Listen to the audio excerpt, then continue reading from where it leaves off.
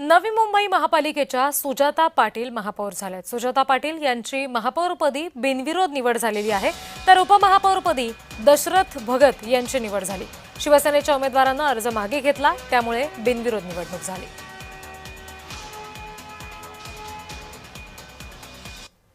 पवित्र अशा महापौर पदाचा मी पदभार सांभाळलेला आहे। मी माझ्या भाषणात मगाशी परिपूर्ण असा नवी मुंबईच्या विकासाच्या दृष्टीने माझ्या ज्या कल्पना आहेत, संकल्पना आहेत त्यांच्याविषयी सांगितलं। आदरणीय गणेशजी नाईक साहेब आणि नवी मुंबई हे समीकरण अबाधित आहेत। त्यांनी जी पावलं नवी मुंबईसाठी आतापर्यंत उचललेली आहेत ती नेहमीच योग्य आहेत आणि त्यांच्या मार्गदर्शनाने जे काही विजन त्यांनी नवी मुंबईसाठी पाहिलेले आहेत त्या मार्गदर्शनाखाली मला या महापौर पदाचा पदभार सांभाळताना कार्य करायचंय।